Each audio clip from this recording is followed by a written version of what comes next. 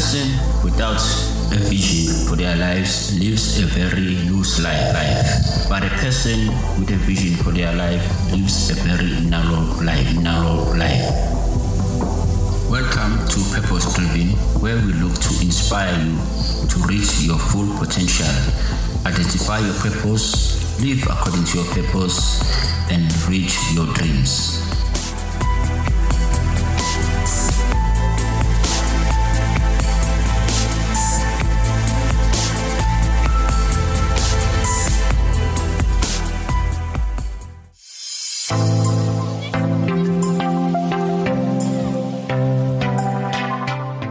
Well, good morning and welcome and good evening, wherever you are listening to us from. Welcome to Empowerment Podcast. Welcome to Purpose Driven.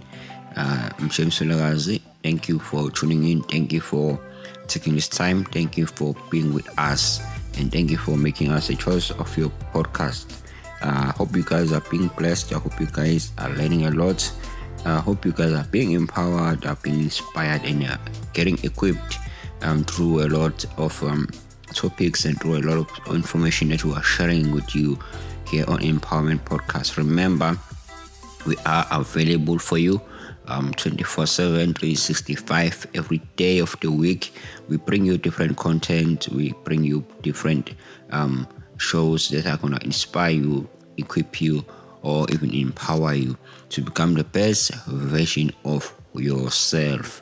And of course, here on Purpose Driven, what we look for, we look to help you to identify your purpose and live accordingly to your purpose and discipline your life according to your purpose. Been sharing about the importance of purpose, but today specifically, I just want to quickly challenge you. I think we have to come to a point of realization that no matter how powerful or no matter how big the principles we share on the show, unless we actually really apply them, there is nothing that we can do or we cannot actually progress to becoming purpose driven. So the things that we are sharing here, there are things that we're supposed to extract some information, extract some principles from them, and then apply them in our lives. It's only through action that we can actually grow, because growth is intentional. You don't grow by mistake. There's a difference between growing old and then growing mentally and psychologically. So we look here to actually take steps. We look to practice things, and then we see grow happening in our lives. And talking about taking steps and action, I just want to quickly talk about habits on addictions. This is something that I just want to touch on few so that we can do a quick self-introspective on ourselves and in the things that we are doing. So maybe a good question to ask. You normally get this question, or you normally see it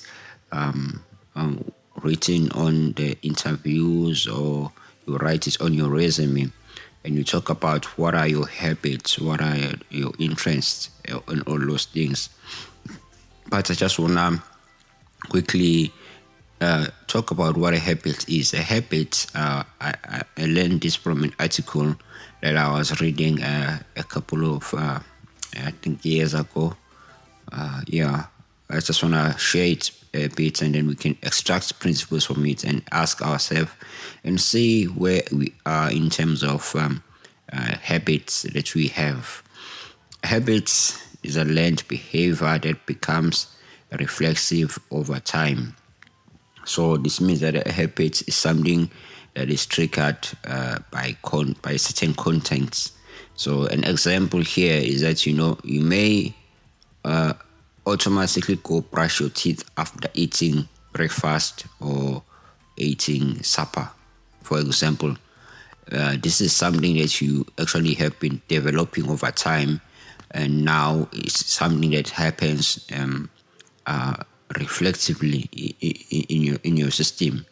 Another example can be a habit, can be teaching a child to wash their hands before eating actually their food.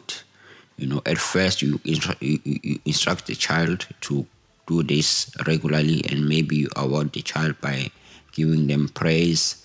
And then before you know it, even when you do not give the child praise, they go and they wash their hand before they eat.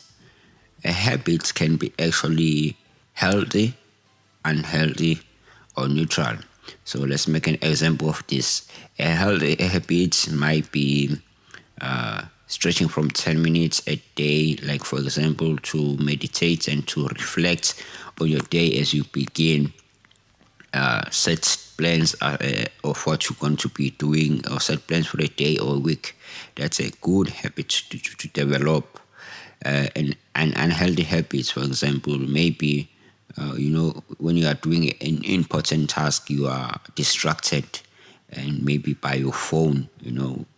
These days we are always glued on our phone. So let's say you are driving and then you are texting. That's a bad habit. Now there are people that just pull out their phone from their pockets, even if there's no message coming in, even if there's nothing happening, they just pull it out. It's a bad habit, because now you always pulling out your phone for no reason. So, and an example of maybe a neutral habit, if I may put it, is, for example, eating the same brand of cereal every morning, or taking the same road to work. That's a neutral habit. It's not bad. It's not even good. It's just neutral, because you are being a consistent person in certain things that you are doing. And unconscious behaviors, basically, such as breathing or blinking, we cannot describe them as habits, because you don't learn them. They come instinctively. So you not learn them. Remember, habits are learned behaviors that becomes reflexive over time. So it's something that you practice intentionally, and then before you know it becomes part of your subconscious mind, and then it gets triggered by certain things. So how are habits exactly formed? Habits are formed mostly beginning intentionally, like I said, intentionally. But some, you start them unintentionally, if I may put it like that, or you did start them intentionally. But I'm trying to say here, it is best to get habit to be formed intentionally and have goal-directed habits or behaviors that you actually want to form as part of your habits. For example, if you want to read a chapter of a book every day, it's best to discipline yourself, and it's best to set time aside every day and read. And before you know it, it becomes a habit. You see, like the example I made of the child washing hands every time before they eat. At first, those things they seem like a lot of steps to do. But because you reward your child by praise at the end, they then, over time, the brain kind of groups that activity into one big chunk, if I may put it like that. It groups the activity and make it an easy thing to do, because out of that thing, what comes is pleasure, or what comes is something that is good. So over time, the child doesn't see the washing of head as going to the sink, taking on soap, lathering their hands, and washing and drying, but it becomes something that is one, and then it interprets them as just simple steps to do, which is washing hands. And so for you, over time as well, if you discipline yourself, or you go reading and make it a habit, it becomes something that is become one thing. It doesn't become something that's like, oh, I have to set time apart, I have to read, I have to do all these things. It becomes a one thing. Your brain automatically makes it become a one thing. So is a habit an addiction? Nope. but somehow they are almost similar. Let me just do a brief description. Habit is not an addiction, but they are very linked, because habit is subconsciously, or something that's any conscious behavior that you do on a routine basis, whereas an addiction means you do the behavior to an excess degree that you feel unable to stop or control it. So I can say that addictions are actually built around certain habits that we do. For example, let's make an example here. Someone who exercise, who has an exercise habit, maybe exercising two times a week or 3 times a week. But let's say they fall ill, or they have something that comes up, they can actually say, let me skip a day and not go to the gym. There's no much consequences that happens there.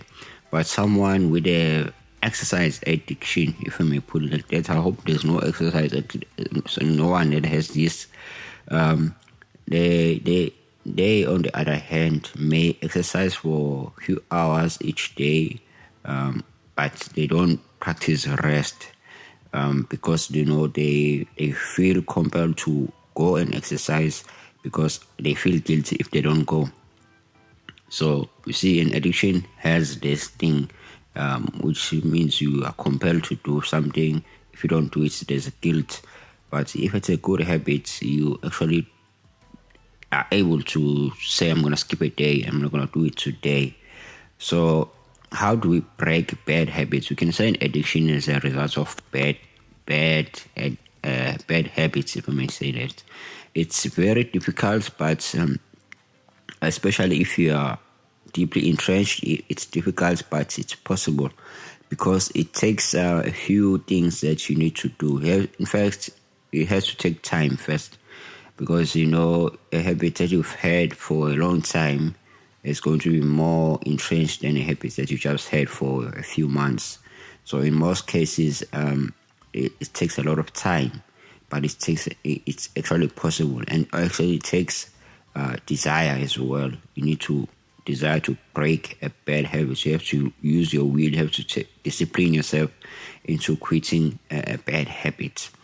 What am I trying to say as I'm talking about addictions and habits? I'm trying to say, let's do a self-introspection, and let's see what are the behaviors that we are practicing on a daily basis, which are actually not good for us, which are actually bad for us, which are not leading us to living effectively. And then let's look at those behaviors that are helping us to actually start to discipline ourselves, and try to improve on them. Because again, I'm saying, without good action, we cannot really become the best version of ourselves. And this takes a time. It takes time to actually reflect and see, what are we doing right, what are we doing wrong, and then try to eliminate all those negative things, negative habits. Let's say you come back from work and you just turn on the TV for no good reason. Watching TV for no good reason. Like I was saying, using your phone without a good reason. You need to eliminate those bad habits. They are small things, but we need to manage them. We need to manage them. We need to manage our emotions in terms of things that we are doing, which may lead us not to do good things. So I'm challenging you today, as you are listening to me. Let's take time and now check your habits. Check what you're doing right. Check what you're doing wrong. Check the negative things and eliminate them. Make sure that you do the good habits and actually emphasize more on the positive ones. In fact, even try to build new positive habits that are going to help you, especially things like trying to cultivate a culture of reading in your life, cultivate a culture of using your devices less. In fact, every morning it is recommended that when you wake up, don't really just wake up and turn on your phone and look at your phone. Maybe start to do something, some regular activities that are going to help you to not always look for your phone. This is a basic one because I know many of us struggle with this thing. You wake up and you just pull your phone and you are looking at your phone for no good reason, You're going to social media for no good reason. So let's try to eliminate those things and start cultivating positive things. Things that get recommendations like they are saying. Drink a lot of water. Try to make that as a habit for you. Some people are not even able to do a lot of the things, small things like those. Take care of your body. Make sure you do the right habits. Why is this important? It's important because it's going to help your functioning to be more easier and your functioning to be more precise and effective, and then it can lead you to other things. When I continue with this topic, as I go on, I just wanted to bring an introduction and a challenge of what's something we can consider under the power of living a purpose-driven life. So yeah, if you want to get in touch with us, share your experience, share some suggestion as well, feel free. WhatsApp this number 065 615 6641. The number is 065 615 6641. And remember, you can catch us on all social media platforms: Facebook, Instagram, Twitter. Yes, we're on Twitter now, and as well as TikTok as Empowerment Podcast. If you search Empowerment Podcast, you will find us. And yes, we are here for you every day of the week. And I hope you guys are enjoying our shows. And please give us feedback. We appreciate your feedback a lot. Until next time, guys, I hope you guys are going to be able to develop positive habits and live effectively. Have a great day. Bye.